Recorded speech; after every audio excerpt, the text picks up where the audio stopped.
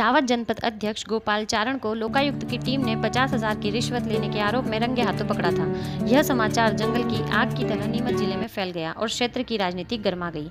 यहां तक कि इस मामले ने तूल पकड़ा और कांग्रेस भी सड़कों पर उतर आई। आखिर सारे सवालों के जवाब में खुद जनपद अध्यक्ष गोपाल चारण मीडिया के सामने आए और बताया कि साजिश करके मुझे फंसाया गया, क्योंकि इनको डर था कि गाँव से आया गोपाल चारण इतना आगे कैसे बढ़ गया। देखिए क्या कुछ कहा जनपद अध्यक्ष गोपाल चारण ने मीडिया से बातचीत करते हुए महाकाल एक्सप्रेस को बताया। अध्यक्ष जी, हाल ही में आपके ऊपर लोकायुक्त की कार्रवाई का एक शिकायत हुई जिसमें 50,000 रुपये की रिश्वत लेते हुए आपके ऊपर आरोप लगे हैं और आपके ऊपर कार्रवाई हुई, क्या कुछ कहना चाहेंगे? सर, मैं गांव का व्यक्ति हूं और मैं 15 साल सरपंच रहा हूं। मेरे पर जो भी आरोप लगाए बिल्कुल निराधार है। एक षड्यंत्र रचकर मेरे साथ ये घटना करी है। इन्होंने पूरा षड्यंत्र रच के मेरे को बदनाम करने के लिए इन्होंने ये सब चक्रव्यूह रचा है। लेकिन मैं ऐसा भ्रष्ट आदमी हूँ नहीं। मैंने जीवन में कभी भी किसी भी काम में मैंने कभी भ्रष्टाचार नहीं करा है। मैं मेरे घर में 15 साल से सरपंच हूँ और 15 साल से सरपंची करके लोगों ने 3-3 बार मेरे को चुना है और मैंने की जनता की सेवा करा और करता हुआ आया हूँ। और आज एक गांव का व्यक्ति माननीय मंत्री जी ने मेरे पर विश्वास जता के मेरे को जनपद का अध्यक्ष बनाया और मैं उनके विश्वास पे खड़ा उतरा हूँ। और अभी थोड़े दिन पहले ही माननीय मध्य प्रदेश शासन की शिवराज सरकार की एक योजना थी विकास यात्रा। उस विकास यात्रा के अंदर मैंने 17-18 दिन रात दिन घर छोड़ के मैंने पूरे गांव गया हूं और हर गांव में टच करा मैंने और हर गांव के जनता की सेवा करी है और जनता की सेवा में लगा रहा हूं। और मुझे पूरी जनता का विश्वास है, जनता मेरे साथ है और मैंने जीवन में कभी भ्रष्टाचार नहीं कराए और नहीं मैं करूँगा। और इस पैसे की मुझे कोई भूख नहीं है, ना मुझे पद की भूख है। मैंने जीवन में अपने मेहनत करके कमाया है और मेहनत करके खाता हूँ। मेरे जीवन में एक दाग लगाया है। मैंने सेवा करता रहा हूँ पार्टी से। मैं 2003 से सेवा कर रहा हूँ पार्टी की और पार्टी के वरिष्ठ पदों पे रहा हूँ। मैं युवा मोर्चा का मंडल अध्यक्ष रहा हूँ। उसके बाद सम्मानी ने सेवा करके मेरे को जो आदेश दिया मैं सेवा कर रहा हूँ, जनता के बीच में जा रहा हूँ। ये बहुत सारे लोगों को अखर रही है।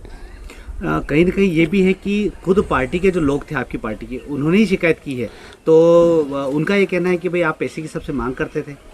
सर, मैंने किसी से पैसे की मांग नहीं करी है और इन लोगों ने जिसने मेरे षड्यंत्र रखा है। और बलराम जाट एक सरपंच है, अभी नया सरपंच बना, मेरे उससे कोई दुश्मनी नहीं है, ना मैंने उसकी पंचायत में जाके कभी झांका भी नहीं है। लेकिन थोड़े दिन पहले अभी विक्रम सीमेंट में अवैध खनन हो रहा था, तो अवैध खनन हो रहा था, गरीबों की लोगों के जमीनें कम भाव में लेकर उनको लूट के जमीन की मिट्टी बेच रहे थे, जिसको मेरे षड्यंत्र करते वाले उनके साथ में सभी लोग हैं और उन्हें षड्यंत्र करके उनके ऊपर भी आरोप लग रहा है। और उसकी वजह से इन्होंने ये मेरे खिलाफ षड्यंत्र रचाए। और थोड़े दिन पहले अभी एक महीने भर पहले मेरे पास अपने जावद क्षेत्र के लोग आए थे जो अपना टेम्पू और पिकअप लेके मजदूरी लेके लोन पे पैसे लेके उन्होंने टेम्पू चलाते और सब्जियां बेचते हैं वो, और साग सब्जी बेच के वहाँ जाते बेरियल पर, तो उनसे 200, 300, 500 रुपये की वसूल करते थे, जिसमें इस बलराम जाट का खुद का हाथ था। इसके खिलाफ कार्रवाई हुई, उसकी बाइट है, उसके अंदर इसने इसका नाम लिया उसके ड्राइवर ने और वहाँ के जो आदमी काम करने उसने बोला कि बलराम जाट के आदमी हम,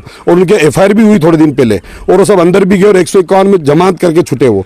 तो ये भी उनके पेट में दर्द हुआ। मैंने उसका माननीय शिवराज सरकार का आदेश था और माननीय मंत्री जी स्पष्ट हैं, उन्होंने कभी कहा भ्रष्टाचार नहीं करना, तो इसलिए मैंने उनके सबसे अंकुश लगा दिया, मैंने उसको बंद करवा दिया। तो इन सब के पेट में दर्द हुआ। उस दिन लोकायुक्त की कार्रवाई का क्या वाकया था, कैसे क्या आपके हाथ में पैसे आए थे? मेरे पास में सिर्फ मेरे को इन्होंने बुलाया वहाँ पे जान करके। मैं तो बाहर जा रहा था, भागवत का कार्यक्रम था रतनगढ़, तो मैं वो 18 से सीधा निकल रहा था। फोन करके मेरे को बलराम ने बुलाया, अध्यक्ष जी मेरे से काम, आपसे काम है, आप जनपद आओ, थोड़ा सा काम है।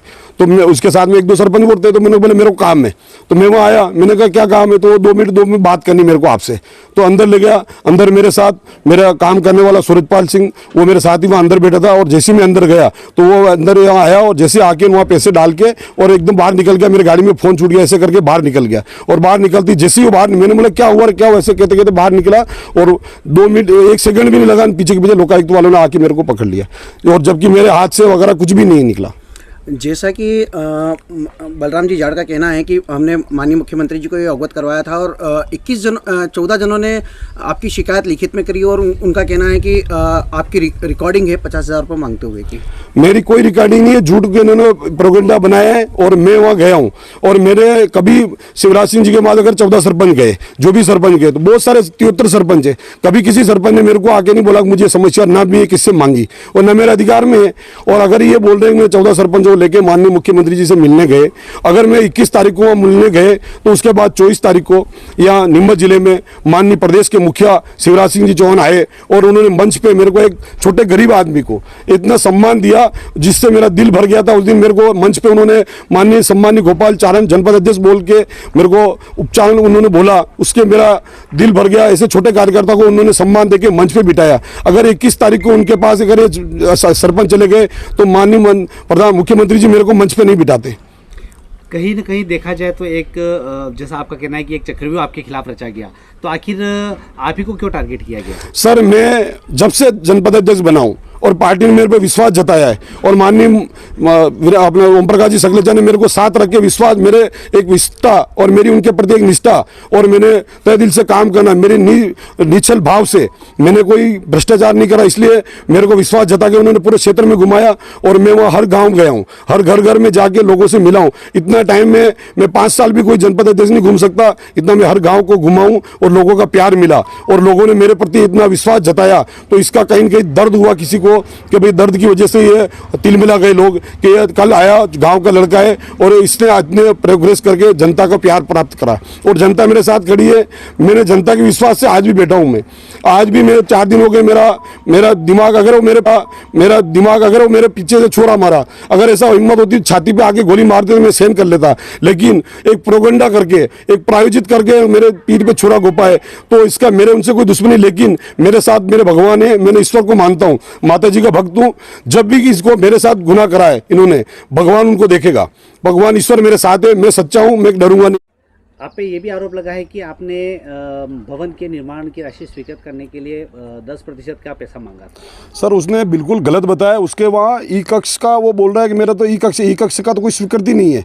वहाँ सामुदायिक वन, वो सामुदायिक वन भी आज का नहीं, 19-20 और 20-21 की राशि है वो, और वो राशि है तो पूरे 2 साल से अटकी हुई है। मैं तो अभी 6 महीने पहले अध्यक्ष बनाऊँ, तो मेरा क्या उसमें रोकने का अधिकार है? और दूसरी बात, मैं जनपद अध्यक्ष के कहीं साइन ही नहीं होते राशि में जारी करने में, कहीं से भी कहीं तक हमारे जनपद अध्यक्षों का साइन होता ही नहीं, बिना वो सब राशि का जारी करने का अधिकार ही नहीं हमारे पास। मैं कैसे रोक सकता हूँ राशि को?